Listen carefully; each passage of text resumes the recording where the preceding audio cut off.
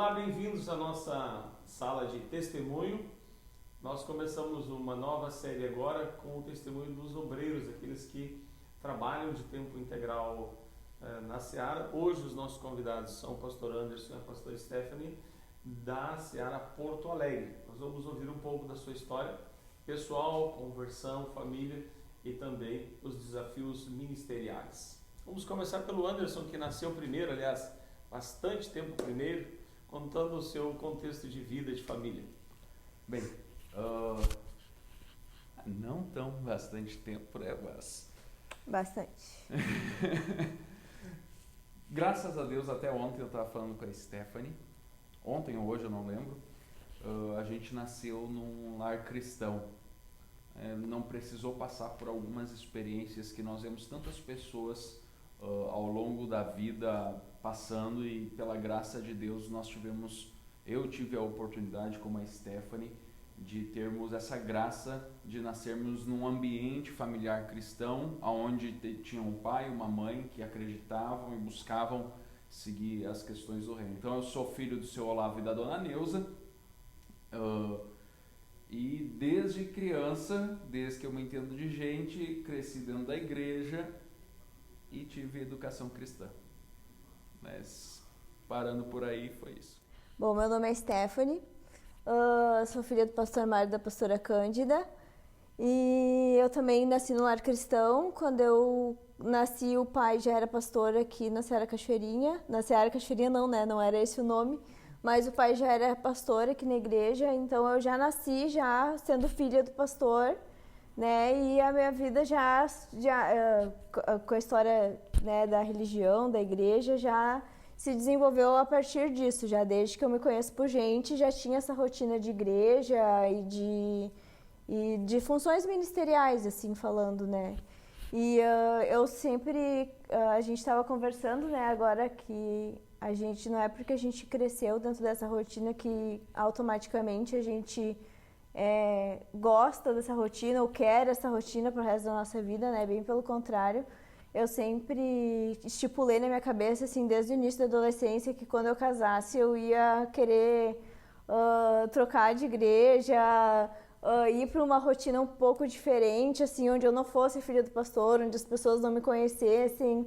Eu tinha, assim, um pouco essa coisa, assim, de querer experimentar ser só um participante da igreja. Eu não queria ser a filha do pastor ou a líder de tal ministério, eu queria ser só um membro de igreja. Eu tinha, assim, essa ideologia, assim, quando eu era adolescente, assim. Acho que por justamente crescer num ambiente onde tu sempre é o filho do pastor, onde todo mundo te conhece, onde as pessoas te cobram, que querem que tu cumprimente elas, mas às vezes tu nem conhece as pessoas, mas todo mundo te conhece. Então eu tinha muito essa coisa, assim, de querer sair um pouco dessa rotina. E daí o Ander era totalmente o contrário. Bem, a gente cresceu dentro da igreja, mas duas famílias diferentes, né, com mentalidades diferentes em vários pontos. Inclusive o pai e a mãe, nossa família era da igreja, né, desde que eu nasci. Depois tiveram um tempo fora, que a gente saiu, eles saíram, eu era criança, voltei na pré-adolescência. Mas eles foram para outra igreja, Isso, né? Eles não isso. se desviaram. Obrigado. Sabe? Foram para uma outra denominação, uma outra cultura de igreja. Depois de uns 7 anos eles retornaram. E ao contrário da Stephanie, eu fui criado dentro da igreja e eu não tinha olhos para outra coisa a não ser a igreja, porque era a cultura, né? Bem naquele sistema mais rígido, né? Eu brinco que é o sistema xiita, né? Que aquele sistema bem xiita que muitos passaram sobre igreja, religião. E ao voltar, eu acho que eu estava ali com meus 14 anos, eu fiz uma oração para Deus, né, que se fosse para ser como os crentes que eu conhecia, que não eram boa coisa, eu não ia ser crente, né, que eu acreditava nele. A mãe e o pai sempre incutiram na gente a fé, o amor a Deus e as coisas de Deus, mas que se era para ser, eu não ia ser um crente qualquer. Não era o que eu queria para a minha vida. Então, se eu fosse ser, eu ia assumir um compromisso de ser realmente cristão, né, de ser realmente crente. E ao contrário da Stephanie, eu sempre cresci com a instrução e a motivação por parte do pai e da mãe de querer e desejar viver as coisas do ministério. Isso era algo já natural para mim, era algo já incutido na minha cabeça desde criança. Então, o processo foi um pouco diferente de nós dois, né? A gente tinha muitas coisas diferentes nesse processo, assim. Então, cresci dentro da igreja, mas minha decisão por Jesus mesmo foi aos meus 14 anos. É onde eu tomei uma decisão, inclusive num retiro, o pastor Mário estava pregando, e no retiro lá na cidade de Glorinha, lá era São João, lá em São João. Então, foi lá no salão de festas da igreja São João. Foi onde, assim, eu já vinha numa sequência de estar entendendo algumas coisas, mas foi, digamos assim, o final de semana chave, assim, que marcou que eu tomei a decisão. Diferente do André, eu não tenho assim uma lembrança de quando que foi a minha decisão por Jesus. Eu acho que eu nunca na minha cabeça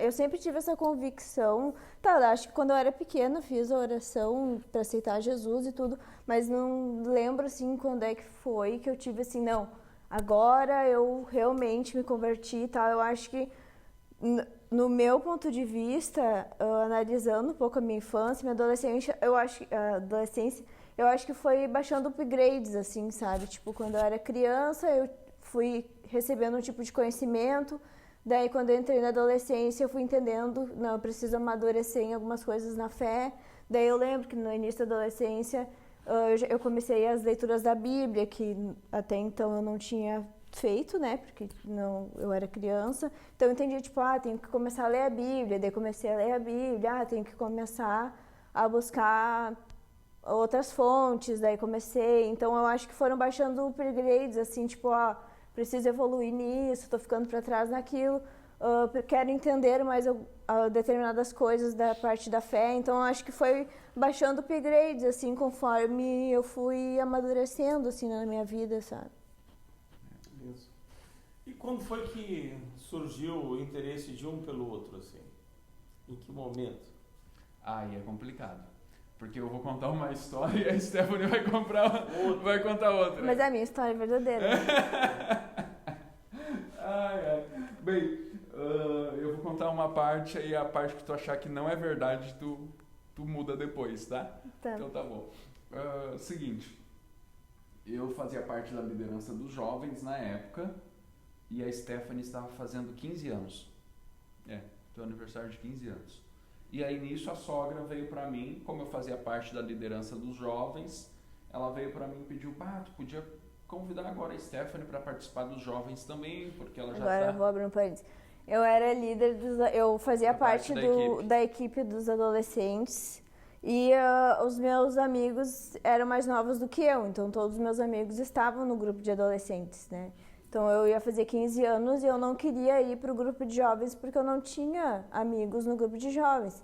E dentro da minha cabeça, os jovens eles eram muito mais velhos, eles eram muito mais velhos, até porque realmente o grupo de jovens na época era com pessoas mais velhas do que eu e tinha uma mentalidade diferente da minha.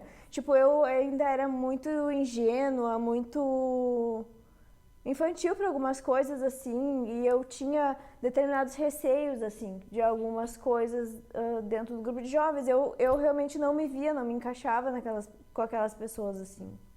Aí, então, a pastora Cândida pediu para mim, mais para duas pessoas, para eu, mais para duas pessoas, que eram o Alex e eu não lembro quem o outro. E aí a gente até veio no aniversário, né? E aí convidei a Stephanie. Acho que é a Sâmia. Isso, a Sâmia. Isso. Aí convidei a Stephanie, a gente começou a ficar mais próximo, se falar. Nessa época estava começando aquele negócio do MSN, aí a gente começou a conversar no MSN.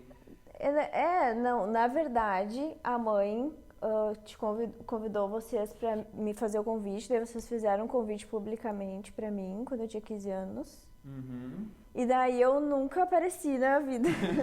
E daí acho que teve um dia que eu tava mexendo no MSN, não, no Orkut.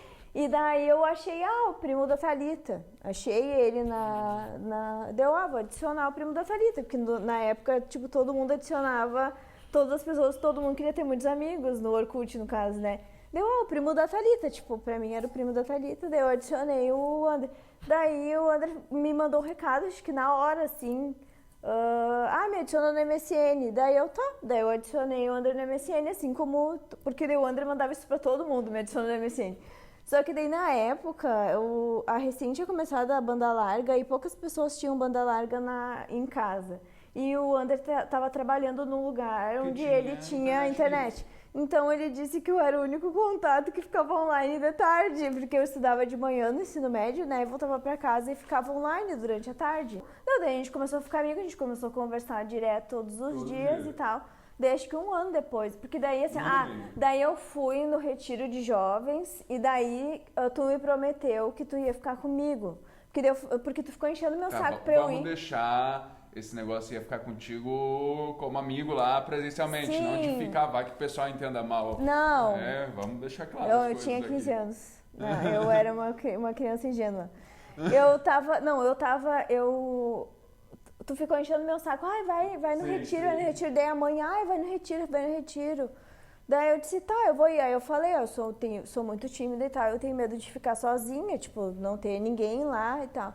Daí tu falou, né, que, não, eu vou ficar contigo lá, não te preocupa, vai. Daí eu disse, eu vou ir. Daí eu fui sozinha, assim, sem muito amigo, né. E daí eu acho que o Alex ficou mais comigo do que tu, né.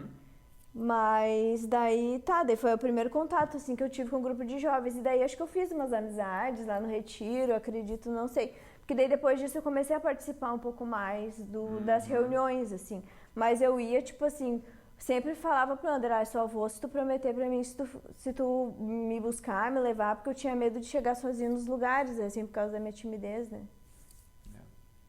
Daí foi isso, daí a gente foi começando a ficar mais próximo, assim, por causa disso, porque o André era meu único amigo e eu dependia dele pra eu poder estar nos lugares, porque senão eu não me sentia segura, assim, né, por causa da minha timidez. Então. E aí? Tu falou que ia falar do namoro e tal. Não, daí um ano depois eu recebi uma declaração, né, e daí, por MSN ainda. E daí a gente começou a namorar. Desde aquela época já tinha medo, né? Vou falar por MSN se não rolar. Mas claro, tudo isso depois falei com a sogra, já preparei todo o ambiente e tal. Não, o último que ficou sabendo. Não, tu falou com a minha mãe antes de falar comigo. Sim, claro, né? Eu queria saber se dava, né? Fui falar com a sogra antes de falar contigo.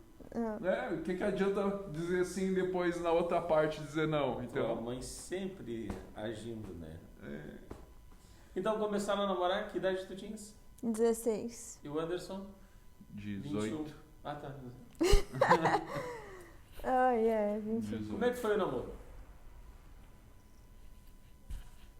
Foi bom, mas foi tenso também. Foi bom no sentido de que a gente conseguiu cumprir com os nossos objetivos, né? A gente conseguiu fazer as coisas certas, mas foi tenso porque duas cabeças diferentes, criações diferentes, temperamento igual em algumas partes, os dois são muito brabos, então foi bem assim, nessa situação foi bem delicado.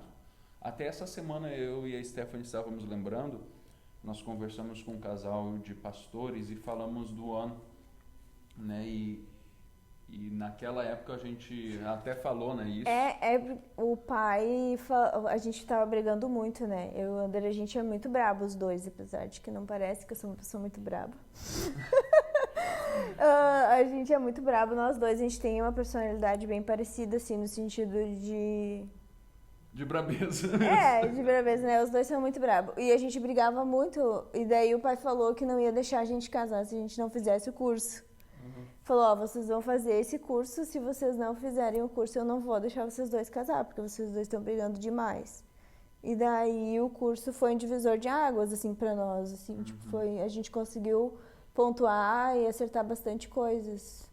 Então, nosso namoro foi muito cheio de regras, né? O pai demorou pra aceitar o nosso namoro, que foi o único que teve dificuldade de aceitar o namoro, não queria que a gente namorasse, que disse que a gente estava namorando muito cedo.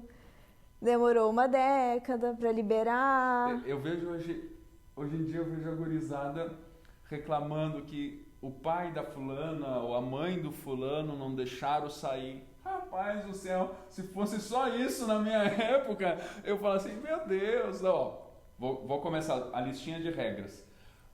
Não podia andar de mão dada. Não podia andar de mão dada. O Anderson só podia vir uma vez por semana aqui em casa e a gente tinha que ficar na sala. Exato. Não podia sair sozinho em nenhuma hipótese. Não podia ir no cinema sozinho em nenhuma hipótese. Não podia nada. Coitado, o Josué, santo Josué. Josué era criança, né? E daí ele tinha que ficar indo junto nas coisas. Foi... Mas, lógico que todas essas regras hoje a gente vê nos ajudou a cumprir o propósito. A gente conseguiu ter um namoro legal, um namoro santo, conseguiu cumprir. Hoje comparado, né, a gente acaba brincando sobre as regras, né, mas elas serviram para um propósito. Obedecer nunca é fácil, né? Obedecer nunca é bom em algumas questões. E principalmente quando a gente é adolescente, a gente nunca vai achar obedecer regras a algo bom, porque a gente não vê mais pra frente, né? E hoje nós vemos que valeu a pena, né, ter obedecido às regras, muitas vezes até mesmo sem entender o porquê, mas valeu pra caramba a pena. E depois disso veio o noivado, que foi uma disputa muito grande, né? Uma surpresa, eles queriam noivar e o pai da Stephanie achava que era muito cedo, foi adiando até que chegou o noivado e depois disso o casamento. Foi quando o casamento? Foi em 2011. 29 de janeiro. Passaram 10 anos. 10 anos. Foram 4 anos de namoro. Entre namoro e noivado, 4 anos. Não chegou a dar bem 4 anos, né? Mas foram 4 anos. Bom, vamos partir para a formação, né? O Anderson tinha aquela visão ministerial e a Stephanie foi fazer uma faculdade de comunicação. Quando eu comecei a namorar com o Ander, né? O Ander bem mais velho do que eu, né? 3 anos. O Ander já estava... Quando eu comecei Quando a gente era amigo, o Ander já estava no seminário, já estava fazendo seminário, e daí eu estava no último ano do ensino médio, né, me formei com 16, e daí entrei para a faculdade, eu já sabia o que eu queria fazer publicidade e propaganda, então já entrei para a faculdade. E daí eu estava fazendo publicidade e propaganda. Daí eu disse pro Ander, se tu até o casamento eu te convenço que, né, de não ser pastor, né? Falei isso pra ele. E de fato isso aconteceu. Quando a gente casou, o Ander estava decidido a não ser pastor mais, né? Porque eu sempre falei, né, como eu disse lá no início, eu não queria que o Ander fosse pastor, né, de jeito nenhum. Eu não queria essa vida pra mim, porque já foi uma vida que eu tive desde que eu nasci. Então, tipo, diferente dos meus irmãos, né, eu sempre tive convicção, eu não quero essa vida pra mim, eu não quero essa vida pra mim.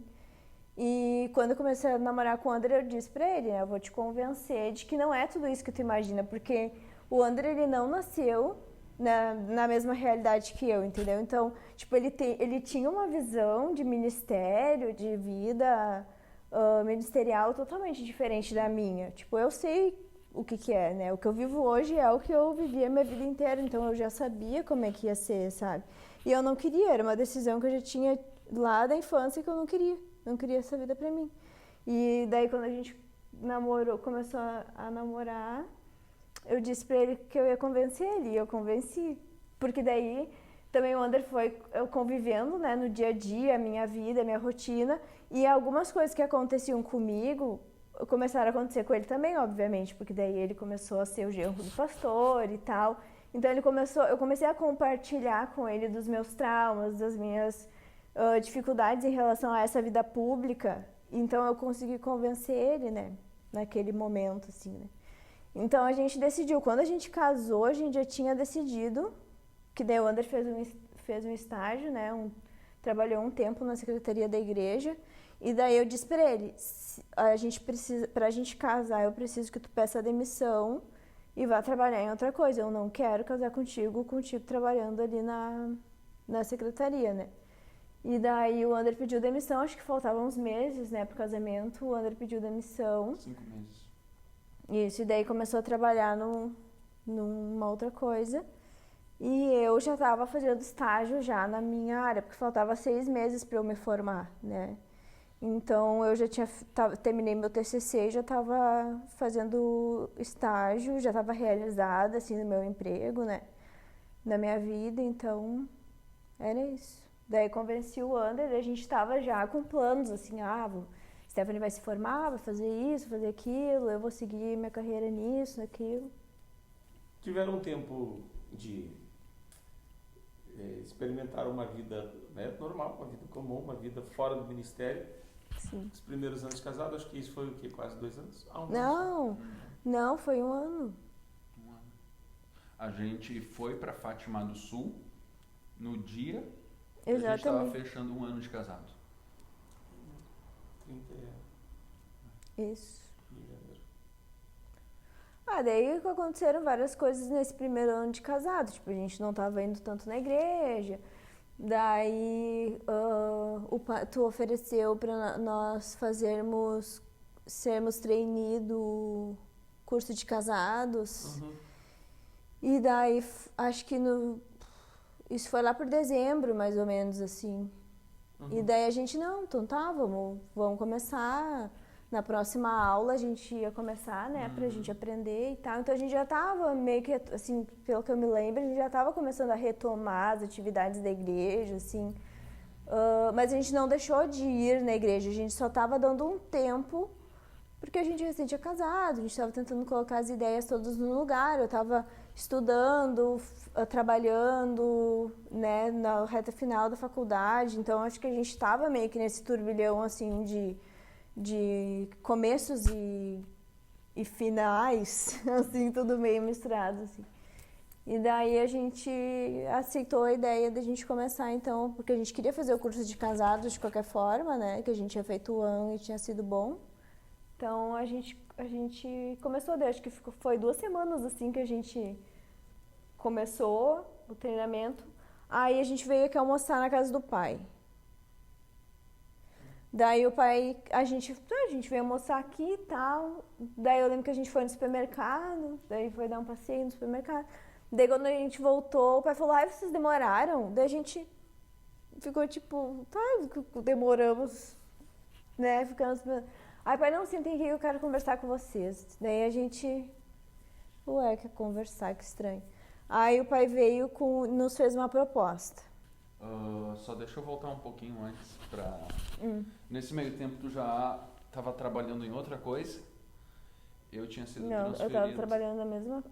Sim, estava em outra coisa. Tá. Sim, eu tinha sido transferido de lugar e depois tinha pedido demissão e estava fazendo o meu...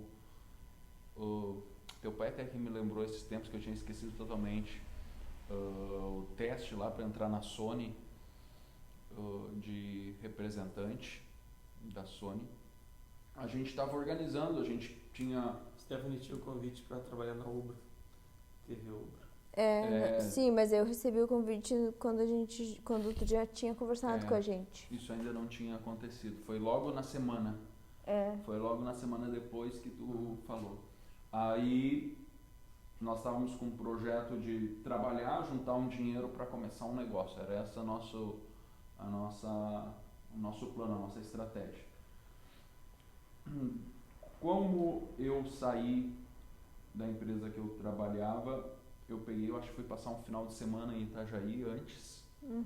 Acho que foi uma foi semana. Nas suas férias. Tu teve férias. Isso. Eu fui porque eu tenho uns amigos lá e lá Deus falou comigo. Lá Deus falou diretamente comigo e trouxe uma palavra, e eu vim de lá com aquela palavra e fiquei incomodado com a palavra, né? Fiquei incomodado com a palavra que eu recebi, que era uma palavra de direção referente ao ministério. E Porque até então a gente nunca mais tinha tocado nesse assunto, né? não tinha tocado mais nesse assunto. E aí logo nisso, no outro final de semana, a gente veio aqui nos Teus Pais. Eu lembro, o André estava tendo crise de depressão, só que na época a gente não sabia, tipo, que era depressão, né? Mas o André, tipo, ele falava dormindo, ele estava sempre estressado, não conseguia dormir direito, toda vez que o André tá muito estressado, ele falava dormindo, né? E eu ficava, tipo, apavorada, assim, nunca tinha visto ninguém falar dormindo, assim, né? E o Ander, sonâmbulo, assim, tipo, levantava de noite, mas é porque a cabeça não... Ele tava num estado de estresse, assim, emocional, né? E lembra? E eu lembro que eu tava bem apavorada, porque agora, assim, lembrando, isso nunca mais aconteceu, né? Mas na época, assim, e o Ander voltava muito estressado, sempre irritado no trabalho e tal, Esse foi sabe? um dos motivos que eu saí, né? Porque não aguentava mais, assim, tava muito estresse e tal. E aí, bem nesse meio tempo todo, eu estava fazendo essa entrevista, então essa série de entrevistas para a Sony, e daí a gente chegou aqui. Aí Isso, para onde sim, a gente... Daí a gente veio aqui na casa do pai e o pai falou que tinha um convite para nós. Daí ele disse assim que que ele tinha recebido uma ligação de um pastor perguntando se ele tinha algum casal de pastores que não tinham filhos para mandar para um lugar por 6 meses. A gente precisa de um casal de pastores que não tenha filho, que venha para cá só por 6 meses para ficar na igreja enquanto o pastor titular vai estar de banco, né? Que eles iam afastar o pastor titular da igreja por 6 meses. Então precisaria só de um tapa-furo, no caso, né? E daí o pai achou que era a oportunidade da gente ir para ver qual é que era. Daí o que o pai disse aí vocês vão para lá e vocês veem, é isso mesmo que eu quero, ou não, é isso que eu não quero pra minha vida, porque tipo, o Ander queria e eu não queria, então ficava naquela coisa assim, aí o pai disse, então, tu vai pra lá e daí vocês vão decidir, experimentamos e decidimos que não queremos, ou experimentamos e decidimos que queremos, esse era o objetivo, é para experimentar. Ele falou, vocês vão pra longe de mim, vão ficar lá ninguém, tipo, lá todo mundo vai vincular vocês com vocês, não vão vincular vocês comigo, não vão, né? E daí vocês vão fazer o que vocês quiserem, tomar as decisões de vocês e tudo, e ver se é isso que vocês querem ou não. Daí a proposta pareceu interessante, porque a gente estava muito estressado aqui e as coisas também, a gente estava precisando de um tempo, assim, de muita coisa, a gente estava em crise com muita coisa, assim, então a gente achou que era uma boa ideia. Tipo, a gente aceitou na hora, assim, né? Porque a gente achou que era uma boa ideia. E esse lugar foi Fátima do Sul, para justamente, vocação não é uma coisa que a gente só recebe de Deus e não se confirma na prática. Toda pessoa vocacionada precisa passar pela prova prática, né? E ministério pastoral são relacionamentos, essencialmente administrar relacionamentos com Deus, de crescimento, de ensino, enfim, e ir num lugar bem distante, né? Eu tive o privilégio de dar os primeiros inícios naquela igreja em Fátima do Sul, no Mato Grosso do Sul, e nem sequer saberia eu que um dia os meus filhos iriam para lá para fazer a comprovação vocacional. Foram 9 meses. No total, 9 meses. Uma coisa que eu queria colocar, assim, é que lá na nossa igreja a gente, desde depois, né, dos outros ministérios que a gente teve, eu vejo que os jovens, eles, e as pessoas mesmo, elas ficavam assim, é porque é genro do pastor Mário que tá aqui tão novo, porque como a gente começou o ministério muito novo, quantos anos tu tinha? Quando eu assumi qual dos lugares? Tá, quando a gente foi pro Mato Grosso do Sul? Eu tinha 22. 22 anos. Então, nosso ministério começou, o Under, né, começou quando eu tinha 22 anos. Então, as pessoas ficavam meio que, tu via que as pessoas ficavam, tipo, meio que julgando, querendo ou não, mesmo que elas não falassem, te tratassem bem, tu sabe que as pessoas ficam, né, tipo Algumas assim, falavam. como assim, que é tão novo, né, pastor tão novo, as pessoas ficam, pastor tão novo, tipo, onde é que tu te formou, sabe? Ou quem é que tu bajulou para conseguir chegar aqui, né? E ninguém tem noção, por exemplo, né? Que quando o Ander tinha 18 anos, quando eu conheci o Ander quando ele tinha 18 anos, o Ander ele já era uma pessoa que ele era líder dos jovens, mas ele já fazia todo o papel pastoral, né? Desde que ele era líder dos jovens. A gente vê assim, a maior dificuldade em todos os lugares que a gente passou como pastor, a gente percebe que os líderes, eles querem só fazer aquilo que é dito para eles fazer. Eles não conseguem entender que, tipo assim, não, se eu quero ser pastor um dia, eu já vou exercer o pastorado agora, independente se eu não sou pastor ou não. Então, se eu sou só líder de uma célula, eu vou fazer, se eu quero um dia, né, se eu quero ser pastor, então já desde do meu discipulado, desde a minha célula, desde da minha pequena liderança, eu já vou mostrar, já vou exercer como se eu fosse o pastor daquele lugar. Então, eu vejo o Ander, ele já cuidava das pessoas, ele já tinha um posicionamento, claro, faltava maturidade, faltava experiência, mas ele já se comportava como o pastor, independente se ele era só o líder ou não. Então, eu vejo que, tipo, um dos fatores, eu creio, que agregou para que o Ander tivesse desenvolvido o ministério foi por causa disso, porque desde o início ele já se comportava como pastor, ele já tinha experiências em relação a isso, sabe? Então... E uma das coisas que eu acho muito interessante a gente falar e que o pastor Mário fez muito certo, na época eu não entendia muito bem, mas quando a gente olha para trás a gente vê que foi muito certo, nunca tivemos chance a mais porque éramos da família. Eu acho que isso faz parte da personalidade do pastor Mário, mas isso foi muito bom, porque ninguém pode dizer que o nosso ministério foi algo forçado, algo dado ou algo que foi simplesmente largado de bandeja. Bem pelo contrário, eu brinco que de todos da minha época que estavam fazendo seminário, eu fui o mais testado. Uhum. Eu fui o mais colocado à prova, eu fui o cara que mais apanhou. E apanhei tanto que me tornei o que eu sou. Então, eu consigo ver dessa forma. E isso para mim é uma vitória. Para mim hoje estar no ministério, eu sei que as pessoas falam, é genro do pastor, mas eu sei o que eu passei, eu sei o que o pastor Mário fez para nós estarmos aqui. E claro que como um pastor, ele dá o caminho, mas ele não facilitou o caminho. Uhum. Sim, não teve atalhos. Porque se tivesse facilitado o caminho, eu não estaria mais no caminho. Uhum. Sim. Não estaria mais no caminho. Não teria passado pelas provas, né? Exato, não teria força, não teria a mentalidade correta. Então isso eu acho muito interessante pontuar.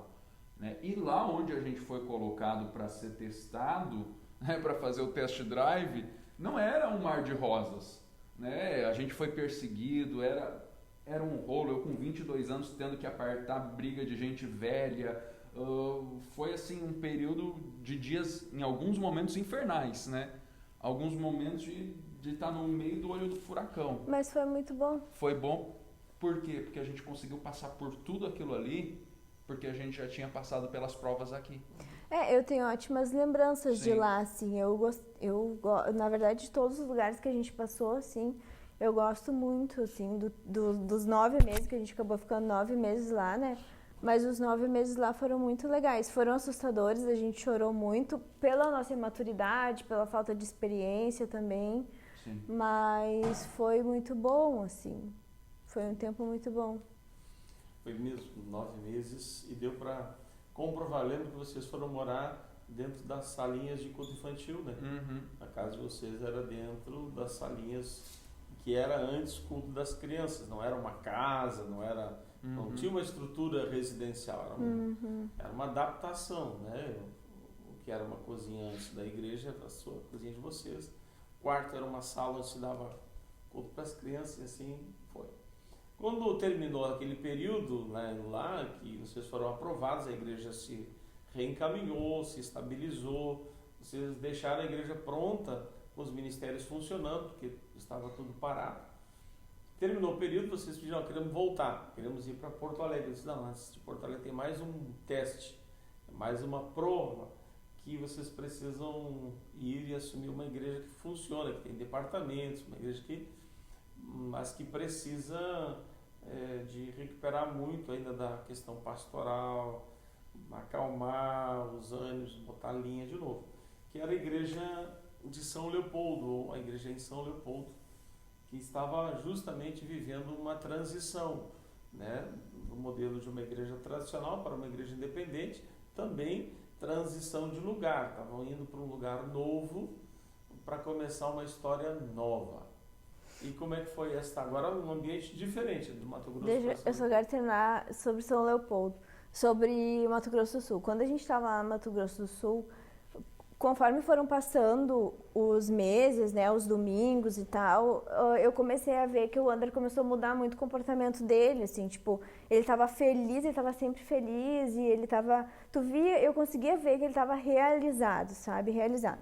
Eu lembro que teve um dia que eu cheguei no culto, assim, né, o culto já estava acontecendo, eu estava lá atrás e daí eu olhei, assim, e fiquei pensando, eu acho que eu preciso ser menos egoísta e entender que esse é o lugar do Ander. Tipo, esse é o lugar dele, é o ministério dele e eu preciso liberar ele para ser feliz, sabe? Porque eu entendi que eu estava limitando o Ander, dizendo para ele que ele não podia, dizendo para ele que eu não queria que ele fosse pastor e tal. Então lá foi o momento que eu vi ele se realizando profissionalmente, assim, e como pessoa também. E sabe assim, ó, o Ander sempre foi uma pessoa que onde ele vai, as pessoas elas se sentem atraídas. O Ander atrai as pessoas com uma facilidade muito grande. E daí lá em Fátima do Sul não foi diferente. As pessoas elas automaticamente, por mais que a gente era novo, por mais que o Ander, né, era o pastor de outro lugar, por mais que tivesse acontecendo os problemas com liderança, com isso, com aquilo, as pessoas elas tinham uma afeição, um carinho, um respeito pelo Ander. E daí eu comecei a entender, tipo, não, que o Ander nasceu para isso. E eu disse, não, eu vou liberar o Ander. Daí eu conversei com ele e falei, olha, Ander, tu tá liberado para ser pastor, se tu quiser, faz o que tu quiser.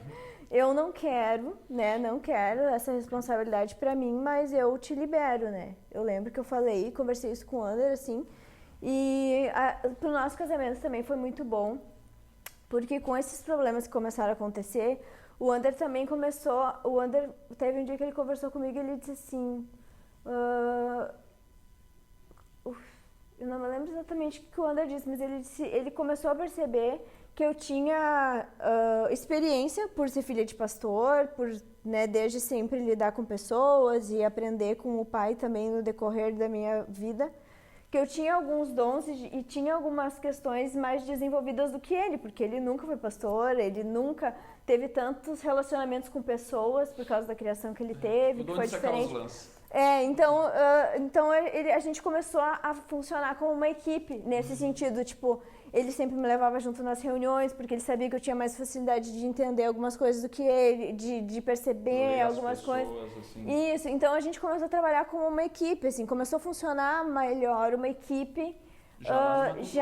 Isso. Então, pro nosso casamento isso fez muito bom. Então, quando a gente foi para São Leopoldo, eu disse pro André, ó, quando a gente voltar para Porto Alegre, né, lá pro Rio Grande do Sul, eu vou começar a trabalhar na minha área. Tipo, chegando no Rio Grande do Sul, eu já vou começar a mandar currículo, porque eu não quero ser pastora, eu não quero trabalhar com isso. E daí, quando a gente chegou, o pai veio conversar comigo e falou, o Anderson precisa de ti. Eu preciso que pelo menos no primeiro ano tu fique com ele, porque o Ander não tem a experiência que tu tem, tipo, com o pastorado, né, com o dia a dia do pastorado. Daí eu falei, não, tudo bem, eu fico então o primeiro ano sem trabalhar e acompanho o Ander, né, nas coisas. Como é que foi, Anderson, em São Leopoldo?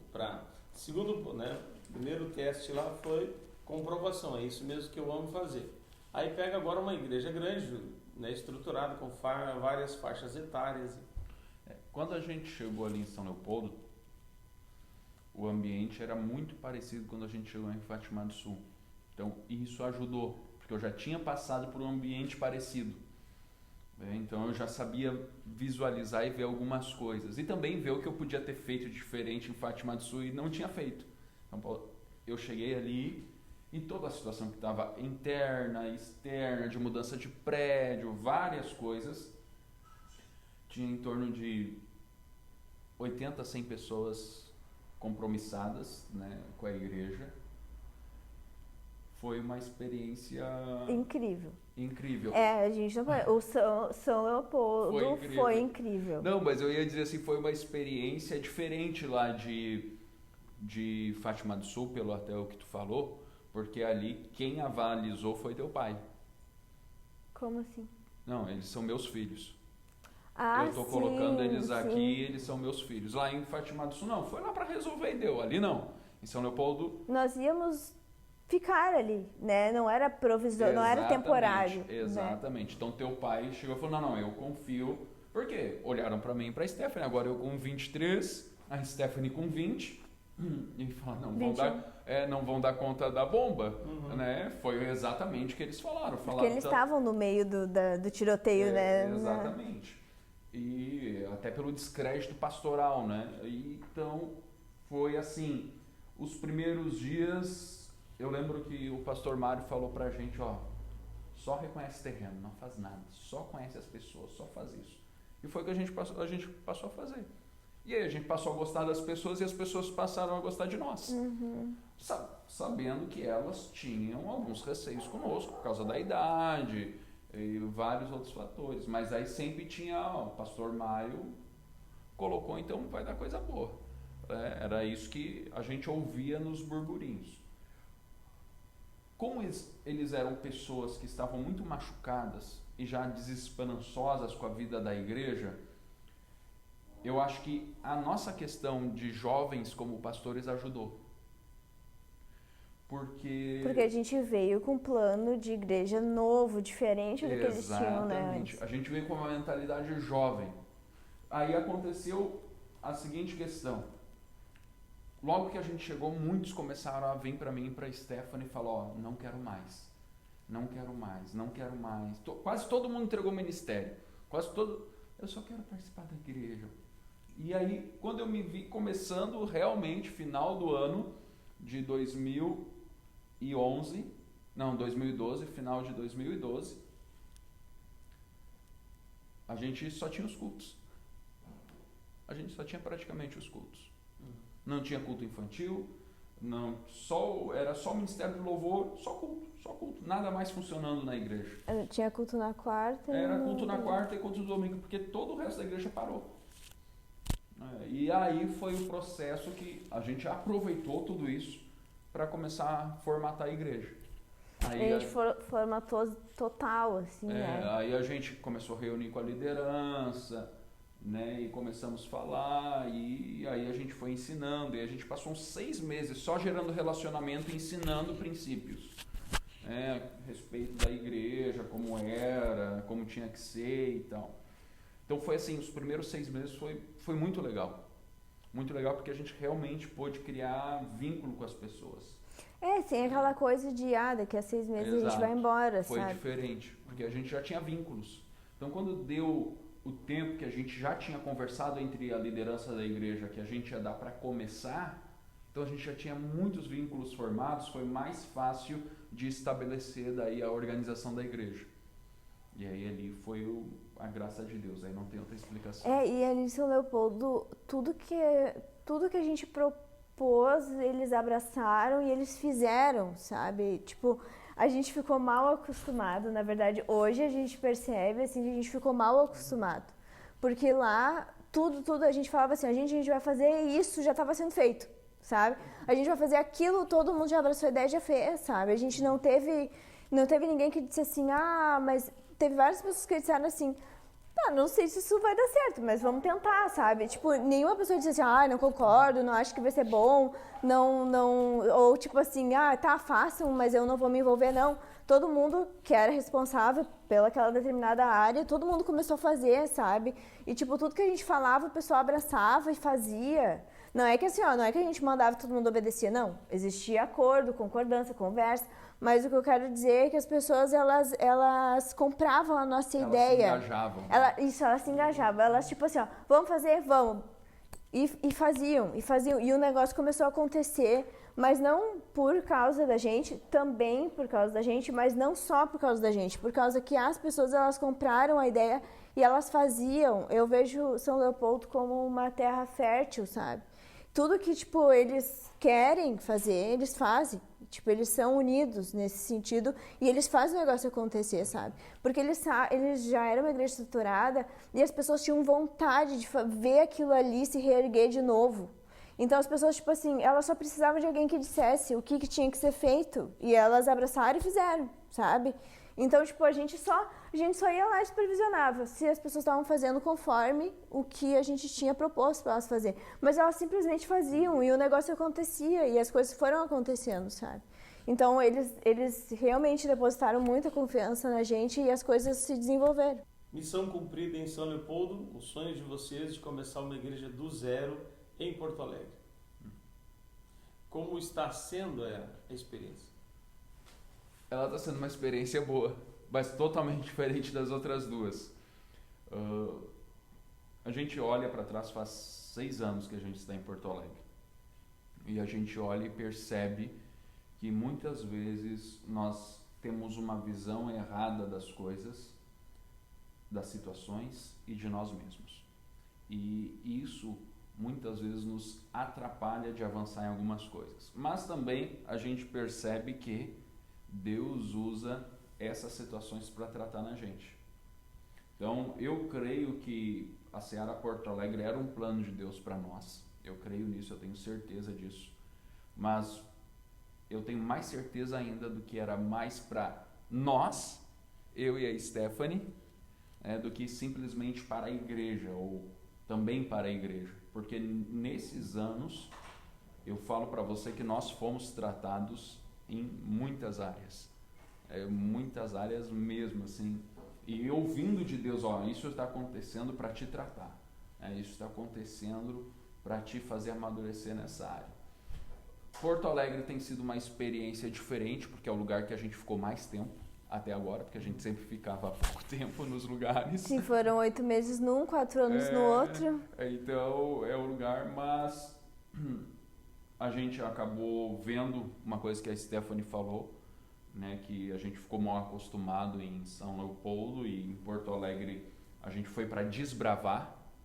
E quando tu vai para desbravar, muitas vezes tu acha que está preparado, mas quando tu vai para desbravar, a árvore é mais grossa para derrubar do que tu pensa, e aí o machado tu não afiou tanto como deveria, e então foi um período de ter que parar algumas vezes para afiar o machado, parar algumas vezes para chorar algumas perdas, parar algumas vezes para tantas outras coisas. Mas nós temos falado nós estamos vivendo uma série agora de mensagens lá que é sobre coragem, que não importa o que a gente passa, os medos que a gente tem, os desafios que a gente enfrente, a coragem de Deus vai fazer-nos avançar e continuar.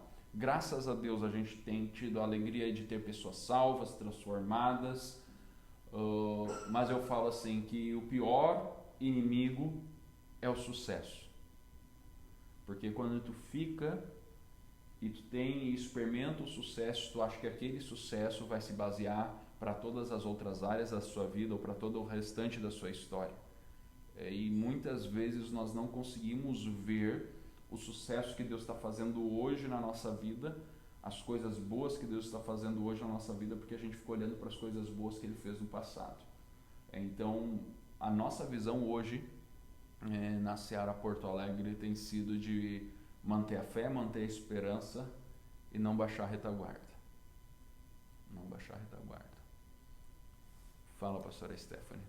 É isso. Uma mensagem final para quem, jovens que nem vocês, que tem o sonho ou o sentimento de vocação ministerial. Em primeiro lugar, tenha certeza que é isso que você quer, porque é muito difícil, não é fácil. Eu vejo que eu consegui convencer o Ander de não ser pastor justamente porque eu mostrei para ele a parte real, a parte verdadeira, porque eu acho que ele tinha uma fantasia na cabeça dele que ser pastor ia ser isso, aquilo outro, né? E no momento que ele começou a conviver na nossa família, ele viu que isso, aquilo outro é 5%, talvez 3% apenas do que a gente como pastor passa. Então, a gente chora muito mais, a gente tem muito mais momentos tristes do que momentos felizes, a gente passa por muitas provações, muitas tribulações, então tem que ter certeza daquilo que tu quer. Tem que ter absoluta certeza daquilo que tu quer. E tem que orar muito para Deus, pedir sabedoria, tem que aceitar passar por todas as provas, porque elas não são fáceis. Que mais? Não, mas é que eu acho que, tipo, é muito fácil olhar para a pessoa lá em cima e dizer assim, eu também queria estar lá em cima, né? Só que, tipo, o estar lá em cima é 3% só do resto todo, né? Tu te envolve com a história das pessoas, tu te envolve com os problemas das pessoas e os problemas das pessoas te envolvem também. Então, existe essa troca, esse peso também. E outras questões, assim, então tem que ter 100% de certeza se é realmente isso que tu quer, se tu sabe lidar com pessoas, se tu é uma pessoa sociável, se tu é uma pessoa temente a Deus que vai conseguir passar pelas dificuldades e continuar de cabeça erguida e acreditando no que Deus quer pra ti. E que mais? E tem que saber ser pastor já nas pequenas coisas. Tipo, se tu cuida de uma pessoa, vamos supor, eu não tenho nenhum ministério na igreja ainda, mas eu quero ser pastor.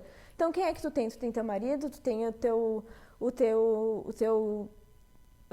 esposa, tu tem teu filho. Então, é eles que tu vai pastorear em primeiro lugar. Se tu não vai conseguir ter paciência, né? Se tu não vai conseguir ensinar aquelas pessoas ali, tu não vai conseguir ensinar alguém de fora. Se tu não conseguir ter amor incondicional por aquela pessoa ali, tu não vai conseguir ter amor incondicional pelas outras pessoas, né? Porque as pessoas vão te ferir, vão te machucar, vão te abandonar, vão ser ingratas contigo, vão te trazer coisas boas também, mas as coisas boas a gente fica feliz, mas as coisas ruins que vão fazer a gente conseguir amadurecer dentro daquilo ali. Então, tu tem que saber se tu vai ter emocional também para lidar com essas coisas, né? Então, é isso, tem que saber exercer o ministério ali com os de casa, com os seus discípulos, com a sua célula primeiro.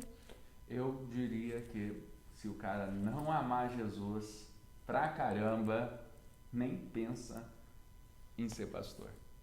Nem pensa, cara, nem pensa. Porque em praticamente 100% do tempo é só tu e Jesus. É tu e Jesus. Tem que amar Jesus, Jesus tem que ser a tua companhia, né? Porque não adianta, a igreja é dele, as pessoas são dele, principalmente aquelas que dão problema são dele, e tu tem que amar ele, né? Por quê? Porque você vai amar ele, e aí quem sabe você seja aprovado para amar a igreja dele e cuidar das pessoas dele, porque a tendência que a gente vê hoje é as pessoas deixando de amar Jesus porque quiseram amar somente a igreja, né? E cara, não tem como, tem que ser apaixonado por Jesus, senão não aguenta, hoje, amanhã e sempre. Bem, nós tivemos aqui então nossos entrevistados de hoje, Anderson e Stephanie, pastores em Porto Alegre, contando os seus começos e os desafios de hoje. Resumindo, aqueles que amam o Senhor Jesus vão prevalecer. Deus te abençoe. Até a próxima semana.